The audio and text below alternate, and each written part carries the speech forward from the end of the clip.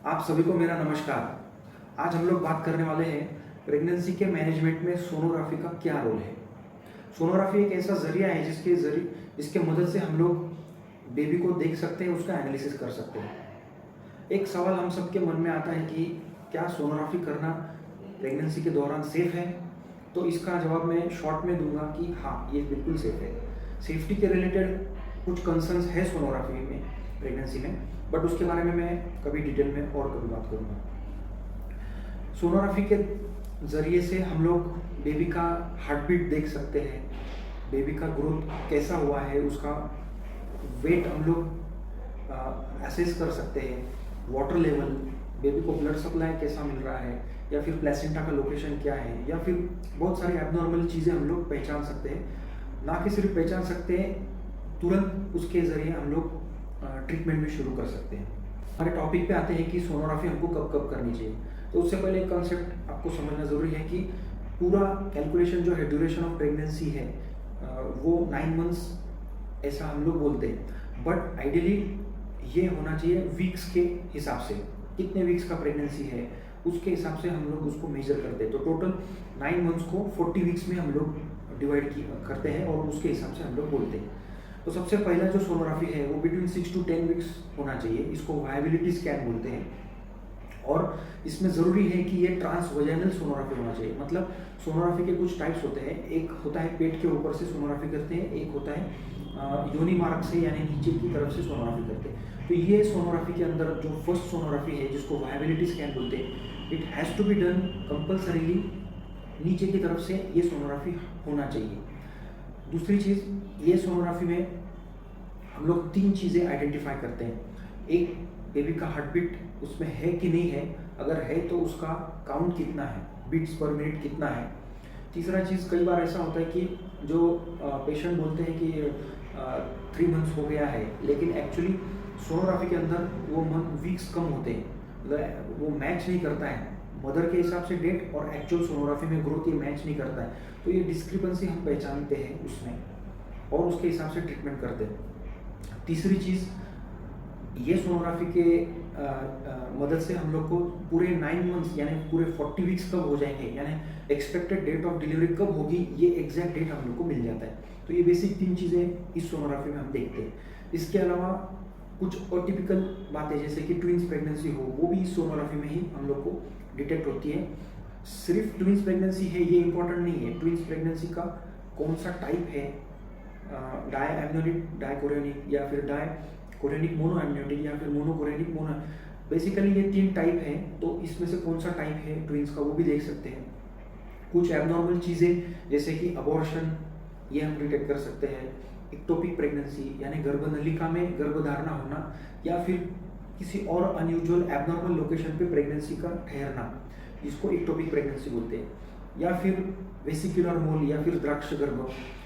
ये कुछ चीज़ें एबनॉर्मल है जो हम लोग डिटेक्ट कर सकते हैं। नेक्स्ट सोनोग्राफी है 11 to 14 वीक्स के बीच में होती है। इसको एंटी स्कैन बोलते हैं, जिसका पूरा नाम है न्यूकल ट्रांसल्यूसेंसी स्कैन। तो 12 वीक्स तक ऐसा है कि बेबी ग्रो होता है, उसमें हम लोग आइडेंटिफाई कर सकते हैं कि बेबी का सर कौन सा है, पैर कौन सा है, उसका नोज कौन सा है, ये हम लोग बाय दिस टाइम हम लोग आइडेंटिफाई कर सकते हैं। तो इस सोनोग्राफी में बेसिकली 2 चीज़ें इंपॉर्टेंट होती है। बेबी का जो नाक है उसका हड्डी, जिसको हम लोग नेजल बोन बोलते हैं, और बेबी का जो नेक होता है या फिर गर्दन की त्वचा, उसका मोटाई यानी उसका थिकनेस, जिसको हम लोग बोलते हैं न्यूकल ट्रांसल्यूसेंसी। ये 2 चीज़ें हम लोग को ये सोनोग्राफी में देखना जरूरी होता है। अभी आप बोलेंगे ये 2 चीज़ें क्यों देखना है, तो ये एक ऐसा तरीका है जिससे हम लोग जो पेट में बच्चा है वो मतिमंद है कि नहीं, या फिर आसान भाषा में उसको डाउन सिंड्रोम जैसी चीज़ें, जैसी बीमारी उसको बच्चे को है कि नहीं, वो देखने का, वो जज करने का ये एक तरीका है। मतलब ये एक स्क्रीनिंग टेस्ट है। अगर समझो कोई बेबी जिसको डाउन सिंड्रोम है या वो मतिमंद है, तो ऐसे बेबी के सोनोग्राफी में ऐसा दिखेगा कि बच्चे का नाक का हड्डी है नहीं और गर्दन का चमड़ी 3 मिलीमीटर से ज़्यादा है। तो ये 2 चीज़ें बहुत बहुत ज़्यादा इंपॉर्टेंट है। ये सोनोग्राफी करते टाइम बेबी का स्पेसिफिक पोजीशन होना चाहिए, बेबी का मतलब जो सोनोग्राफी कर रहे हैं डॉक्टर, उनका स्किल इतना होना चाहिए। ये सोनोग्राफी और इसके अगला सोनोग्राफी जिसको एनोमेली स्कैन बोलते हैं, ये दो सोनोग्राफी बहुत इंपॉर्टेंट है। और जितना हो सके एकदम एक्सपर्ट जो डॉक्टर है, आपको उसी से ये सोनोग्राफी करना चाहिए। तो एंटी स्कैन के बारे में मैंने आपको बता दिया, जिसको एनोमेली स्कैन बोलते हैं। ये होती है बिटवीन 19 टू 20 वीक्स, 19 से 20 हफ्ते के आसपास सोनोग्राफी होती है।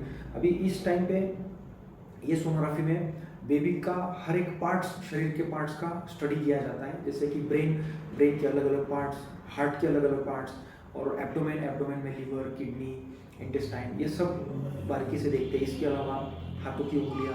हमारे कम्युनिटी में एट प्रेजेंट ऐसा है कि हर 100 पेशेंट्स में से, 100 प्रेग्नेंट लेडीज़ में से 2 या 3 पेशेंट को ऐसी कोई बीमारी निकलती है बच्चों को, कि जिसको व्यंग बोलते हैं या एनोमेली बोलते हैं। मतलब कि हार्ट में छेद होना, या ब्रेन में पानी भर जाना, या फिर किडनी को सूजन आना। ये मैं कुछ एग्जांपल दे रहा हूँ। तो ये सोनोग्राफी के मदद से हम लोग ऐसी कोई भी एनोमेली हम डिटेक्ट कर सकते हैं।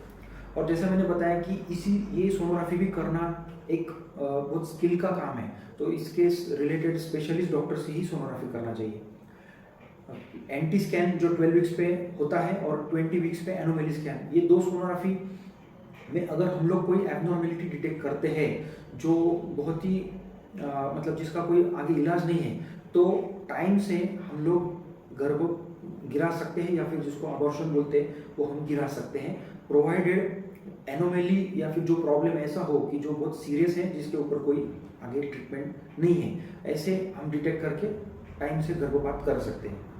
अभी नेक्स्ट सोनोग्राफी पे आते हैं जो 30 वीक्स पे होती है, जिसको हम बोलते हैं ग्रोथ स्कैन। 30 वीक्स और 35 वीक्स, नेक्स्ट जो 5th सोनोग्राफी है वो 35 वीक्स पे होती है। तो दोनों सोनोग्राफी, इन दोनों को सोनोग्राफियों को ग्रोथ स्कैन ही बोलते हैं। इसमें बेसिकली बेबी का वेट जज करते हैं।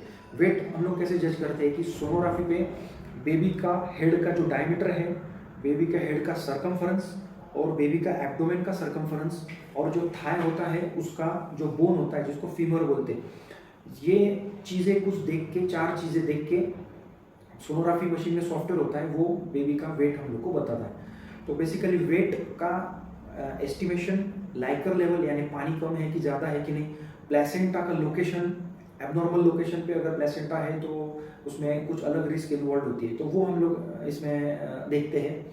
बेबी को ब्लड सप्लाई कैसा है, बेबी का अभी जो वेट है वो नॉर्मल 30 वीक्स पे या 35 वीक्स पे जितना होना चाहिए उतना है कि नहीं, या कम है या ज़्यादा है, ये सब कुछ इसमें हम लोग आइडेंटिफाई करते हैं और उसके ऊपर तुरंत हम लोग एक्शन लेते हैं या मैनेजमेंट करते हैं। तो इन्हीं सोनोग्राफी के कारण हम लोग को मोड ऑफ डिलीवरी यानी नॉर्मल डिलीवरी हो सकती है, या फिर सिजरेन का उसमें चांस है, या फिर सिजरेन ही करना पड़ेगा, ये भी हम लोग डिसीजन मेकिंग इस सोनोग्राफी से होता है।